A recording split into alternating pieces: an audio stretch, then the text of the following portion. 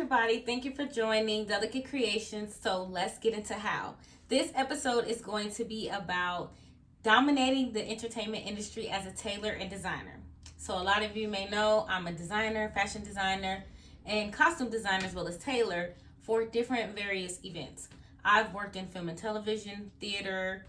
I've worked with private companies such as Atlanta Hawks. I've worked with Netflix. Just to name a few, I've done a lot of different things. So I understand this industry in a way that I've learned so many lessons from, as well as I've learned so much skill-wise from.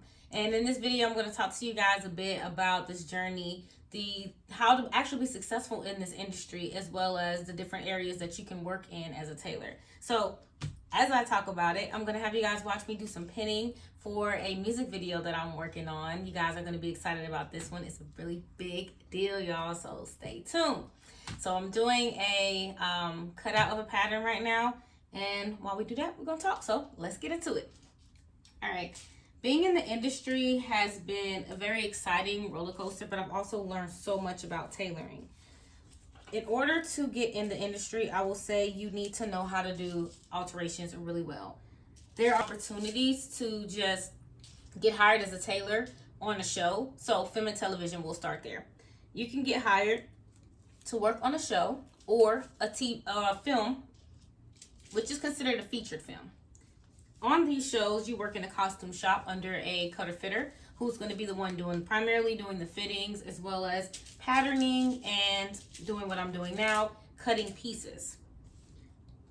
You would be helping out with alterations on the pieces after the fitting is happening, or pieces that are shopped. So let's say there's a shopper and they go out and they purchase looks. They'll come back, try it on an actor, actress, and then you'll tailor the looks. You could do that for the principal characters, which are your main actors, or BG. BG is where you may start off at and then you build yourself up. Some tips about being successful in this industry is, I would say you really should prioritize your speed. You want to be quick. You want to be good and quick, because once you show that you're capable of doing something pretty quickly and with quality, they're going to bring you back.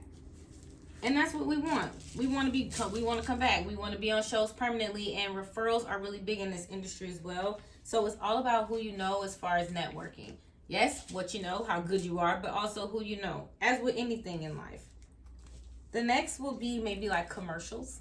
So commercials are fun because you get to work with private companies. And with these private companies, they hire you to come on for a commercial brand. For example, I did one with Corduroy and Hager, and I worked as a tailor on set. So a day in the life of that would be, I would come in, work potentially 8 to 10 hour shift or more, and I am doing the fittings on the actors, actresses, and I am tailoring, pinning, as well as doing the alterations on site.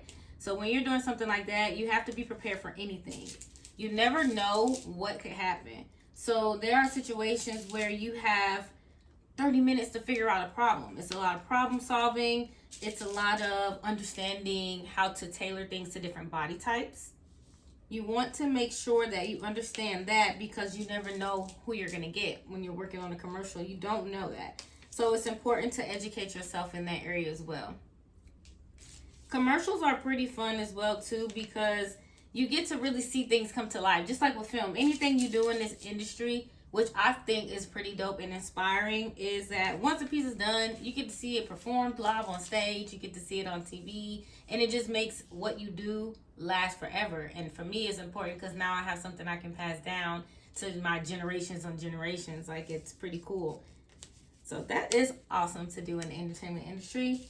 Now, you can also have personal private clients. I do that as well. I do a bit of everything. My business is primarily catering to custom pieces. So if somebody contacts me and they're in need of a piece for a performance or a red carpet event or a birthday event, just some special occasion, I love to do that as well. But then I also tailor, and I travel for that.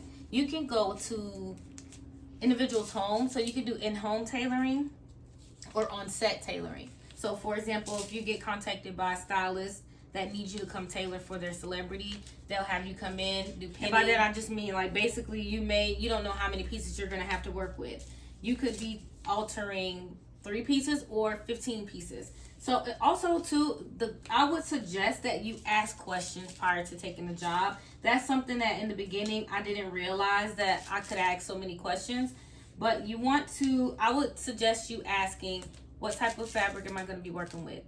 You know, what am I going to be tailoring? Because that will determine what you need to bring, what type of foot you need for your machine, what type of finishes. Do you need binding tape? Do you need elastic? Like, what are you working with? You want to know what to bring. Bring all that stuff anyway, of course, but you still just want to know for sure so you can be sure to pack it. Then you want to ask them their rate. Sometimes if you have a specific rate, you can tell them what your rate is, but also you can ask, because you never know, you might undervalue yourself. You could have been like, oh, I was going to say 300 and they said 600. So it's no harm in asking, but if you have a rate that you prefer, then you can say that as well. And don't be afraid to negotiate. Sometimes they may come at you with a rate, and if you want more, you have to be willing to say, would you guys be willing to go to 750? And then they probably will say, let me get back to you. Oh, yes, we could do 750. So don't be afraid to do that. I've done that several times, and it has worked in my favor. And I just think that you have to know how to negotiate. Even if you are nervous, let's say it's your first time, you don't want to ask for too much, ask for $50 more.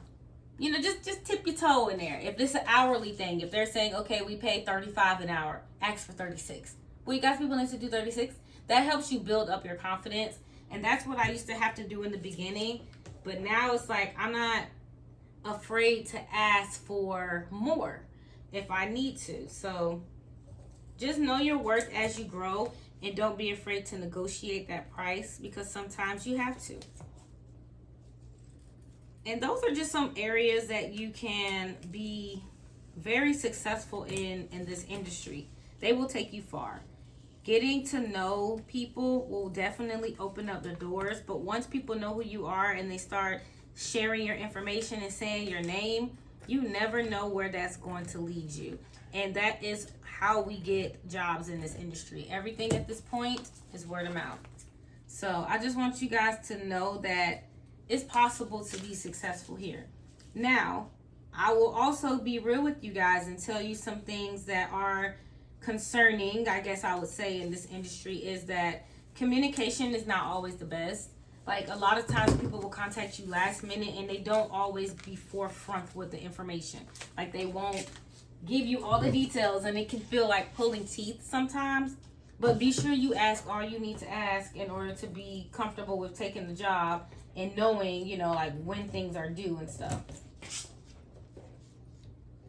And outside of that, I just think that you really want to be professional and understand that you are the one that they're coming to for the solution. So if you're going to take a role as a tailor or as a cutter fitter, they're looking to you for the knowledge and expertise in that area. So you really want to make sure you're educated in it. I would say if you want to grow as a cutter fitter, which is basically someone who does the fittings, they are doing what I'm doing now, patterning, cutting out, and they run the shop. So they have tailors and seamsters under them. You want to understand body types. You want to learn pattern making. You want to become very skilled at patterning, because that is going to be able to open more doors for you as a designer, one, and as someone growing in this industry. If you're going to work in film as a tailor or a cutter fitter, many doors will be open for you. So learn how to sew quickly, learn how to do patterning, understand how to pin on different body types. You want to practice, practice with your friends, or if you're already in business doing that, so you're comfortable with it, that will really help you in that way. And also, when you want to know fabric types, like you want to know how to put things together, and if there's going to be an issue with something, the way someone has asked you to design it, you need to know how to see that. That's why patterning is so important, because if you don't know how to pattern, it's going to be hard for you to look at something and tell what's possible and what's not possible.